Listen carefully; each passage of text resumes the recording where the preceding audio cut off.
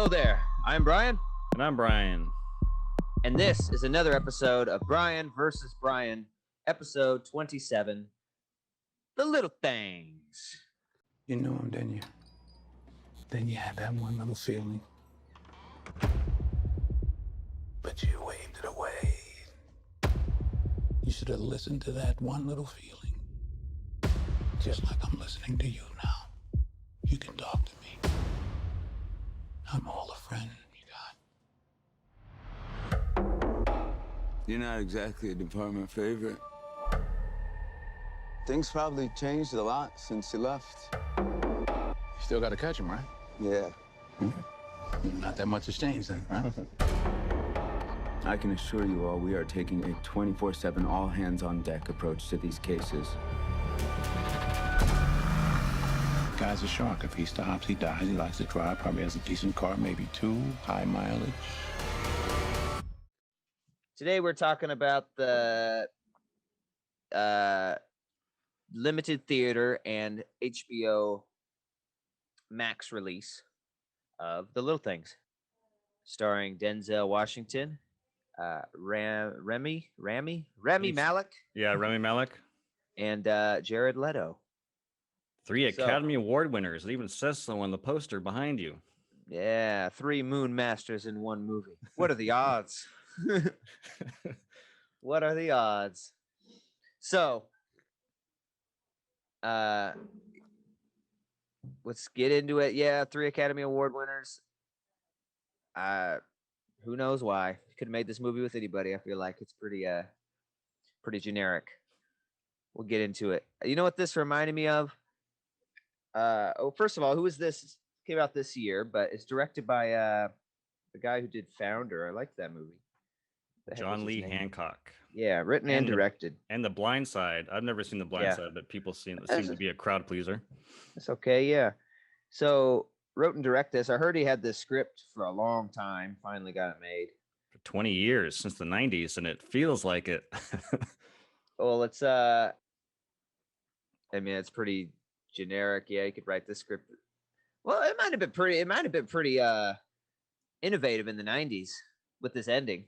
You know, there wasn't a lot of that kind of stuff going on. It's kind of a twist ending.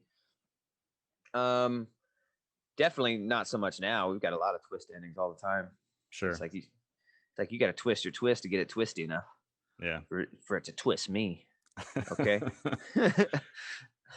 But you know what? I thought I enjoyed this movie watching it. First, small. I'll read the plot synopsis on IMDb. It's a really short synopsis. We're gonna have to add to it, but here it says: Kern County Deputy Sheriff Joe Deacon is sent to Los Angeles for what should have been a quick evidence-gathering assignment. Instead, he becomes embroiled in the search for a serial killer who is terrorizing the city. The Little Things. So, yeah, he gets sent on this little mission to this town, and he's like a former homicide detective, and we don't know why he's not anymore at the time. And he meets up with this other homicide detective, played by Malek. Kind of starts helping him with his case, and we start to see, big surprise. Denzel's a savant. Denzel's a good cop. Oh shit! I've never seen this in a movie. Mm-hmm. And then he starts helping him with the case and coming up with little things that Malek never thought of, and he throws out the titular line: "It's the little things that get you caught." Mm-hmm. And then, so along the way, they kind of find a suspect, Jared Leto, super creepy guy, and everything starts pointing to him. And then we got kind of a twist ending, and some things are revealed about both Denzel's character, Deacon, and Jared Leto's character. We'll talk about that maybe more in a little bit. So we'll have the beginning kind of spoiler free, and we'll get into that. Sure. And that's kind of the plot. Pretty crazy. Denzel in a cop movie, I know. Denzel as a murderer investigator blew my mind, stretching the chops there. This just reminded me of every like Denzel movie I've ever seen. It's like It's like, damn, this is like Denzel. Oh This movie, I wouldn't say it's bad. I think no, I can point to so many movies that are worse. I just think that this movie is so middle of the road. I was not, you know, I was not into this movie at all. Like I thought it was kind of meandering, kind of boring. Like even the like if you're gonna have a movie like this, you need to have an engrossing case that the detectives are following. I didn't think that anything that they were solving or trying to solve was anything particularly interesting or new. And I think the best things I could really say about this movie is I liked Leto's performance. I think anytime he's on screen, it's pretty really? captivating. Yeah. That was the part you liked, huh?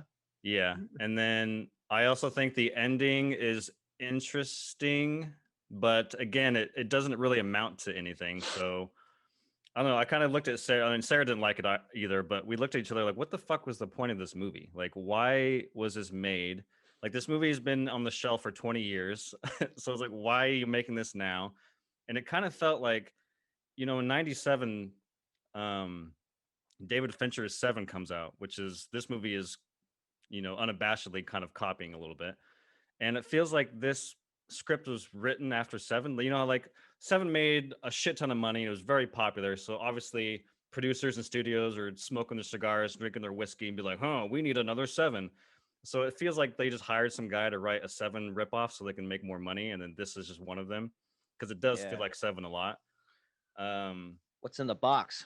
What's in the box? Like it's even has an old cop who's on the outs with a new cop who looks up to him, and they're all both trying to solve a crime, and it all culminates to I guess I can't explain the last act of this movie, but Not they're yet. very similar. The last acts of Seven and this movie are very similar. So I don't know, man. Like I think Denzel was fine. He's playing cop Denzel that he's done a million times before. I think Rami Malek was insanely miscast. I think like the first time I saw him, I think I was like, this guy's a weirdo and he's probably going to be the murderer. And that shouldn't be the first thing you think about when the protagonist is supposed to be the cop that's supposed to be solving this mystery. That I, as a viewer, am like, this guy is probably going to be a murderer. I don't know. He was just off. I don't know if you felt the same way, but he felt stiff and monotone. Hey, Deacon. I don't know. His performance was really rough, which sucks because I like him a lot, Mr. Robot. I think his performance, Mr. Robot, is fantastic. But I just think he's miscast in this detective role. I I liked him in this. Really? I thought he played a good straight cop, by the book cop, which is important for the ending. I think to set up that he's pretty by the book and he's always been straight. So it's kind of a turn. Um, I mean, I don't think it was amazing. I didn't think he showed he's an Academy Award winner in this role at all. But I Yeah. thought I enjoyed his performance. There's just something about him. I think not so much this movie or this performance. That I was kind of like I just want to watch what he's gonna do. So I enjoyed him. I think Denzel uh, was the breakout character in this movie. Mm-hmm. Even though it's pretty similar to what Denzel's done in the past. I just, when he first started his career, he's a cop, right? He's the young, smart cop, and now that he's older, he's getting cast as the older, rough cop who's had it hard. And now he needs redemption, and I think he's pretty good at that role. Yeah. He's done it a lot, but I think he's pretty good at it. And I thought like you said, the murders, I thought they were interesting, kind of. Especially when they go into the past stuff where like the girls are on the rock, they keep going back to, like Blair Witch, fucking Coffin Rock style. Like that was way more interesting than like the new crime scene they're doing. And I thought the throwaway performance was Jared Leto. I thought he just felt completely out of place in this movie. Like, he's a weirdo. He's got long hair and a beard. Oh my God, what a fucking murderer. And I thought it was super strange that, did you notice every fucking scene he's in, he's always wearing his like uniform? Yeah, that is kind of weird. Like every scene, and the days change Mm-hmm. in the movie. I'm like, everyone's wearing different. Why is he always wearing his fucking uniform? I don't. It's like, what the fuck? Outfit? It's like it's like they gave Jared Leto a costume. It's like, this is the character. Mhm. And he's just always in it. It's like a Halloween costume. I'm the creepy guy. Yeah. I got the sweaty uniform I have to wear every scene. With a fake gut and a limp. Yeah. I fucking, and it's like, he's like, give me a milkshake. Yeah. Like, I want my character to have a milkshake, I think. Yeah. I don't know. What I liked about his performance though is that I feel like Remy and Denzel, their first section of the movie is so fucking boring. Like I'm sorry, I was not involved in the movie whatsoever. But the moment Leto comes on screen, he's so weird and out there that he kind of brings a little energy into the movie. We're like, who the fuck is this guy? This is kind of fun. I don't know what the hell he's doing or why he's wearing the same uniform, but he's still fun. And I think that's kind of why I liked him, because everything else was kind of boring up to that. Yeah, I just thought it was I didn't think it was terrible. I didn't think it was very good. I just thought that's a weird role to put him in when it's a pretty small role in the movie. And I feel like that's a throwaway. That could have been anybody. You know what I mean? Sure. That certainly didn't have to be Jared Leto. It could have been just Denzel, Malik, and then a rando as the creepy guy. So it just didn't make much sense to me. I think Leto gravitates towards these weird ass roles now. He's like, oh, the creepy guy that's not in the movie that much. That one's mine. Yeah. And so it was just strange to me. Pretty small role. I didn't find it to be, in the trailers, you're like, oh fuck, this guy's this. It's almost like you think this movie they're all it's like the Bone Collector or something. They all got to take down, or Saw. They got to take down this criminal genius who is Leto, and he's always so creepy. Sure. Then you watch the movie, and he's like, it's none of that. He's no criminal genius. He's not that creepy. Yeah. So I was just kind of a little off-putting. I don't know if he's off-putting. I don't know if I'd call him creepy, but I mean, he's a little weird. Yeah. He keeps pictures in a hole in the ground, but, but hey, whatever. He gets a boner when he looks gets a boner with dead people. But other than that, he's a really swell guy. But who's the creep? The guy who gets the boner, or the guy who runs up on him and grabs it? Who's the judge and the jury here? Where do you get off calling me a creep and you just grab my boner?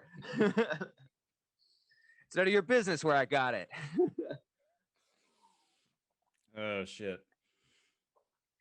But yeah, so I enjoyed the beginning. I admit it's a slow burn. I felt it.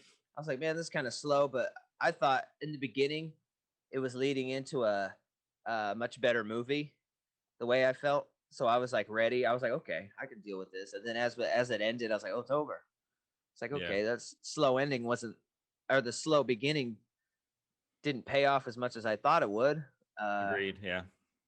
So I do think the second half is stronger for sure. Yeah. And so I enjoyed it. It was a fun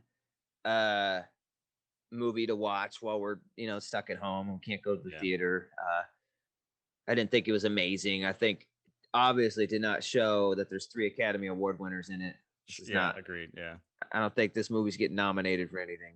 This is like what I like to call Sunday afternoon movies. When you're sitting on the couch and you're scrolling through the channels, like, oh, what's this movie? Little Things has Denzel Washington in it, and you just watch it and then you forget about it, an hour later. It's just kind of a whatever, put it on. Like we've already touched on it, but this really just feels like an old, you remember those movies in like the late 90s with Morgan Freeman? There's like Kiss the Girls, Along Came the Spider. I think there's like High Crimes.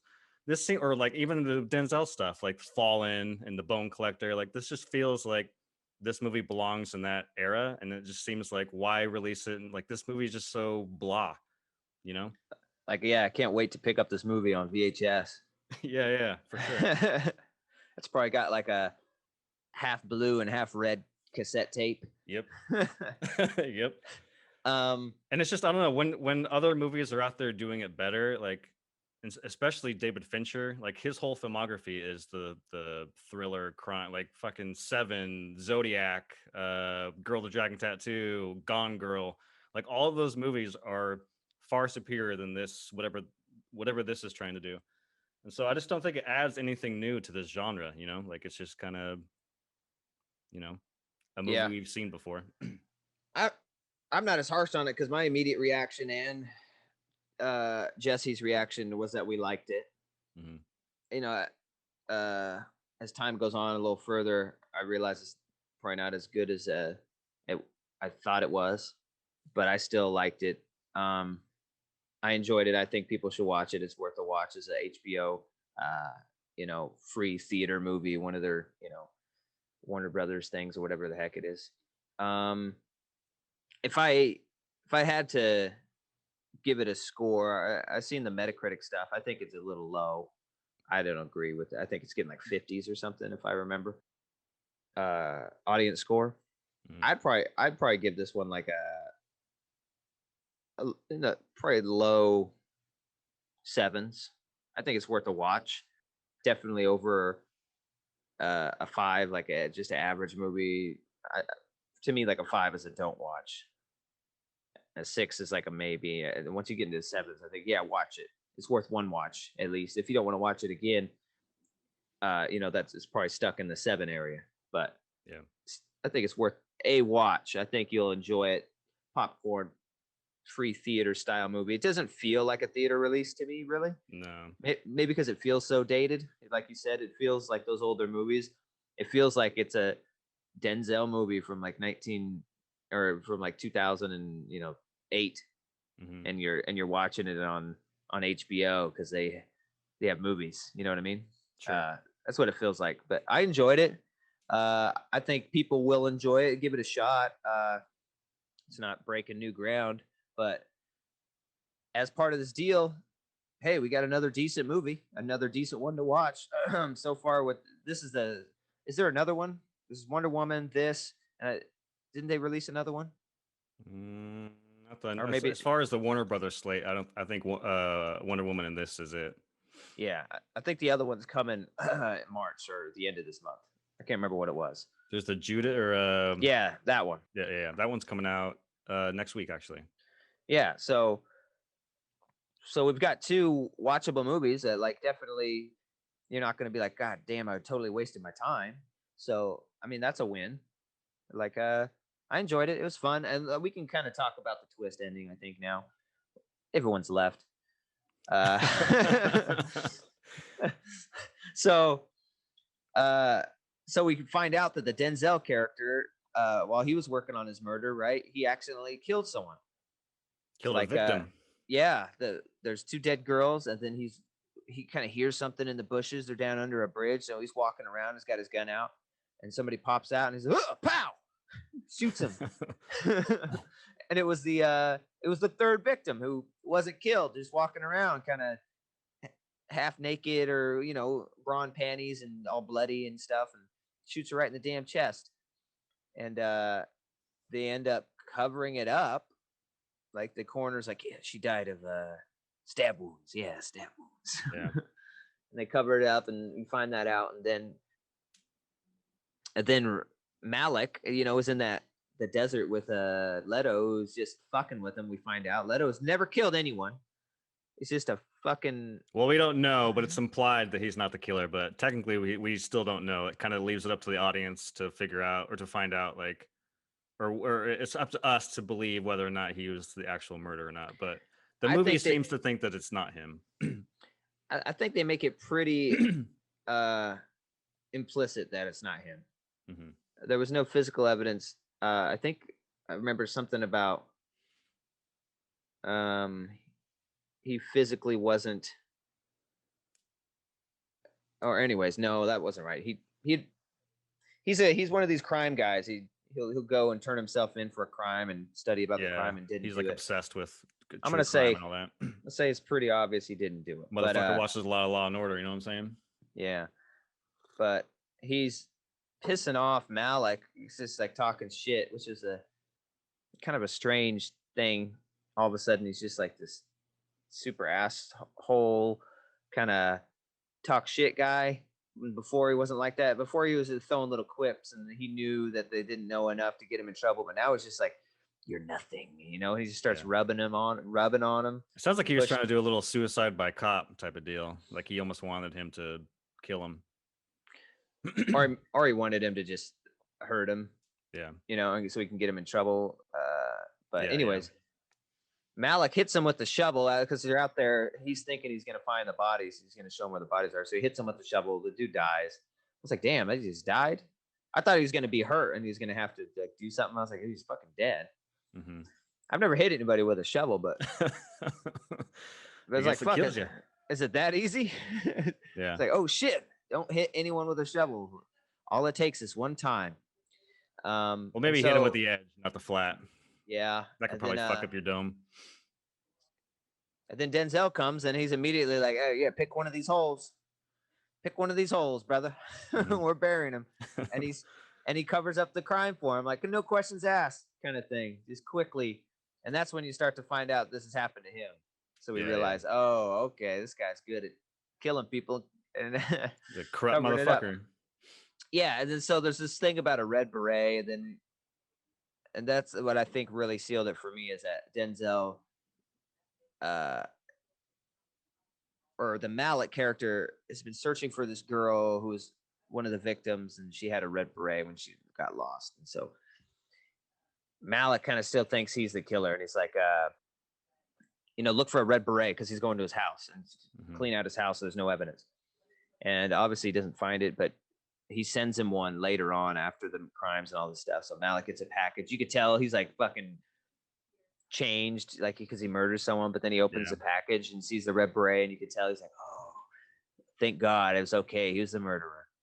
I can live my life now. And then he goes back to Denzel, and he's got the package of berets who he bought.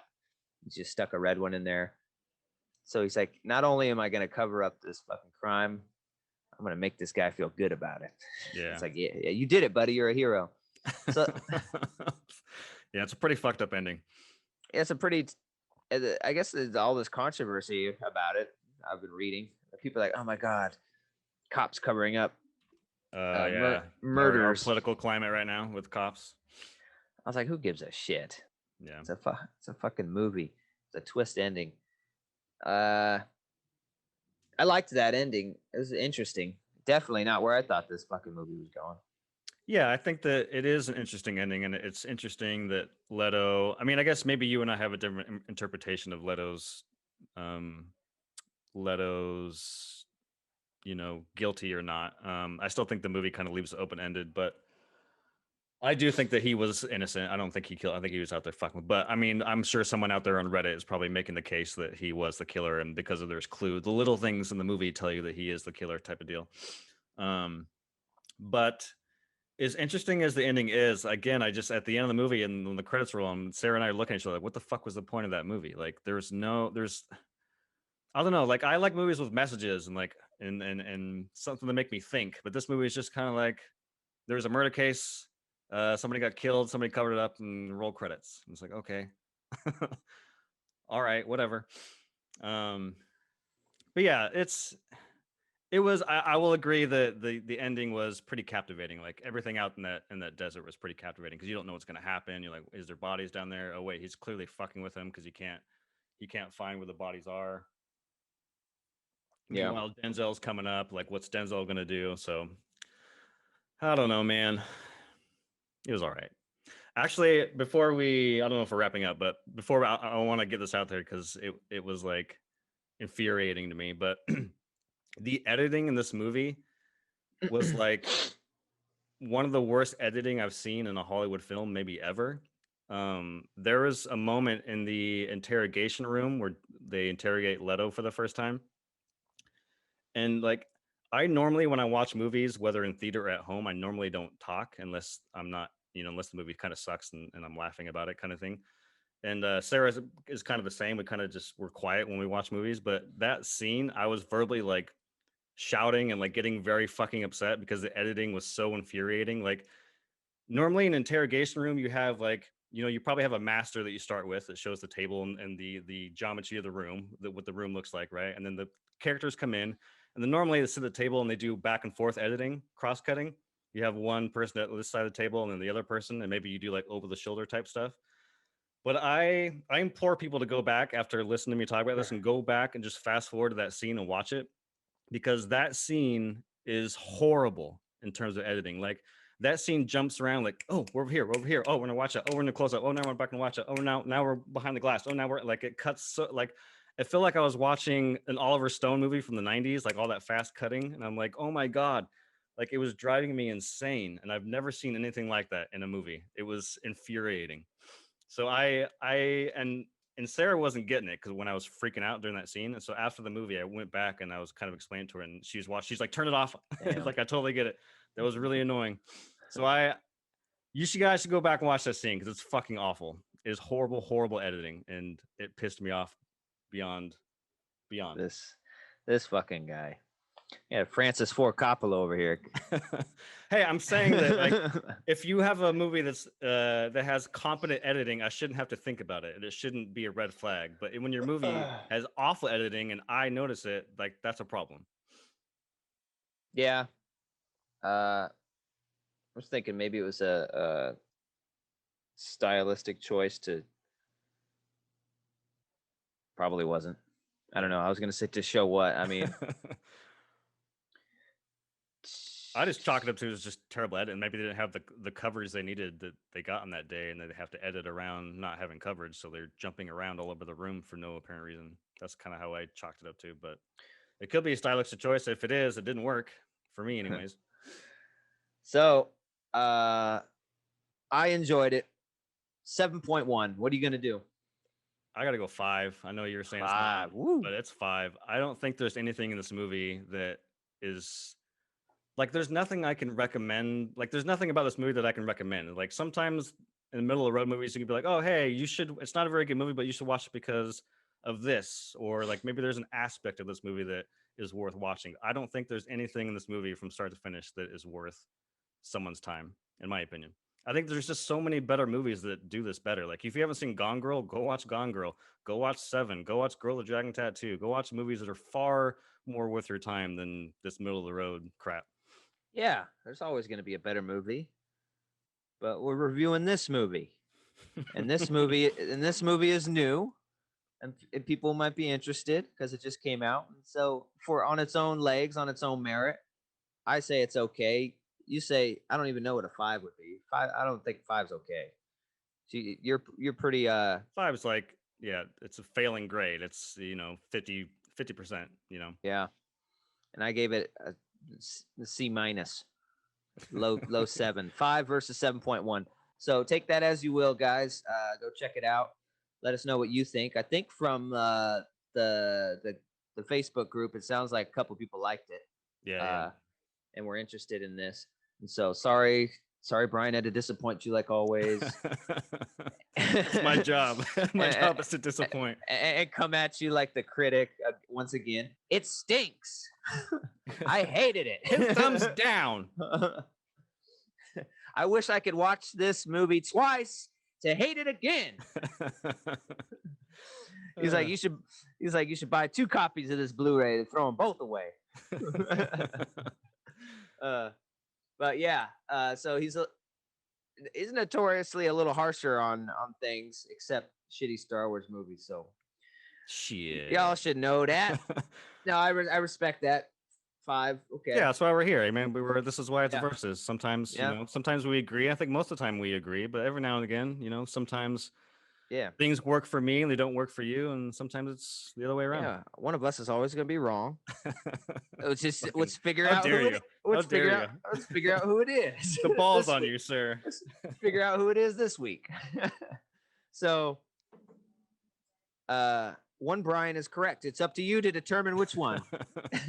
Watch the movie and figure it out. Our fans are the scorecards after the fucking round. Yeah. So, yeah, definitely I thought it was worth a watch. I mean, as a new movie, new performances, we're not getting many of them nowadays. So, yeah, I kind of liked it. You kind of didn't. So that's where we are. Yeah. That is the little things. But man, I really like this HBO stuff for what we're doing. It's really awesome to be able to watch a brand new movie and then instantly go kind of review it and talk about it. That's pretty cool. Can't wait till some of these other ones come out. Some of these more big hitters like fucking We hopefully. got Godzilla and Yeah. King Kong next month. We got Snyder Cut next month. Maybe Yeah, that Judas movie is worth watching next week. I don't know, but yeah. It's gonna be. I am liking HBO, but I think it's because I subscribe to HBO. There's a lot of movies on Amazon right now that are really popular that I really want to watch, but I don't pay for Amazon, so it's like fuck. And it's kind of frustrating because they don't allow their original content to be rented. Because sometimes I'll rent movies if like, you know, if Yeah, it's you not on their better channel. But do a free trial, man, because we're gonna have yeah, to do Coming to America. is that Amazon? Oh yeah, that's an Amazon exclusive. And you seen the trailers? They look pretty funny. I don't watch trailers. Yeah, well, I think it might be worth a trailer since it's 35 years in the making. Yeah. It's looks pretty funny. It could be it looks like it's gonna be good. You got Eddie Murphy and what's his name? Arsenio Hall doing a bunch of characters again, and Oh, that's fun. Yeah, and so cool. They're showing a bunch of the characters that they're doing, and yeah, it looks funny, man. Nice, looks good. So I definitely want to do that one.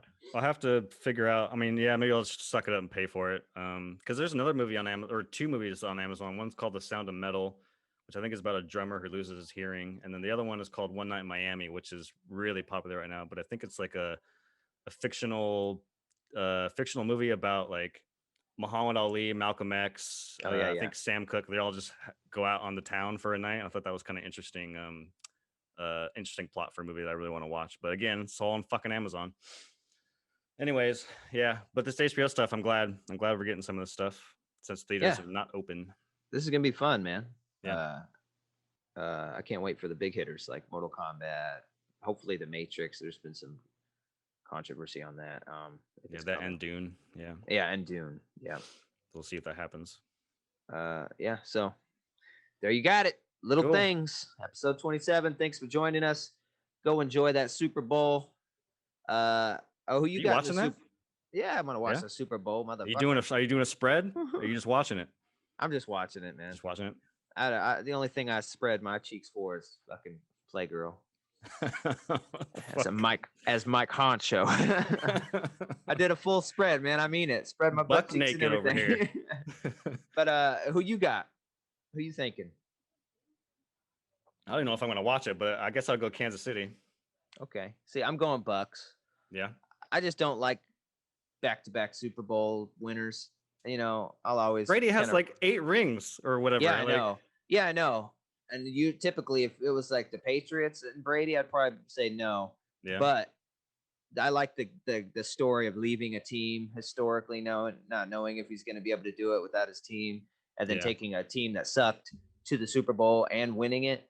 So I like that story. That's pretty incredible, right? I mean, people shit on Brady. I don't really have an opinion one way or another. I don't really watch him unless they're playing Seahawks. But it's pretty incredible. He left a team, like you're saying, and led this new team into the Super Bowl. It's pretty crazy stuff. And winning a ring at, I think he's 43 now. Mm-hmm. Winning a ring at 42 or 43, I think that just will cement his status as the GOAT. And maybe it will convince him he could be done. One more ring, and then maybe we'll finally be done with Brady in the NFL. Maybe he'll walk away. But I just don't like back-to-back. And Mahomes is, I don't know, something about him, his fucking little stupid haircut. I'm not a big fan of Mahomes. You don't like his haircut, you fucking idiot. All these kids walking around. All these kids walking around with those weird ass haircuts. I'm like, fucking kids. What's up with that weird haircut? And have you seen these kids with the new bowl cuts? No. Like it's like a bowl cut fade. It's like a short ass bowl cut, and then it's got like the sides are like faded, like a fade, but then it's got a bowl cut shroom thing on top. I'm like, you all think this looks good? Like the girls like this? Like, God, it's like the ugliest fucking haircut. It's like worse than a normal bowl cut, I think. Yeah. Yeah, I don't know. I'm just old. I don't like these young whippersnappers winning. Quit winning all the Super Bowls. Let the old men have one. Yeah. Yeah, no, it's mostly just I don't like, I didn't like it when the Patriots were there all the time. I don't like it when one team, I don't want you to win back to back. I like a different winner every year. So I like rooting for stories. And so the story of him bringing a different team at his age versus the story of a back to back, I'll choose the old man story. Sure. That's pretty much my only reasoning. I really don't care for either team that much. Yeah, right there with you. So yeah, go enjoy the Super Bowl. Take it easy. Thanks for joining us.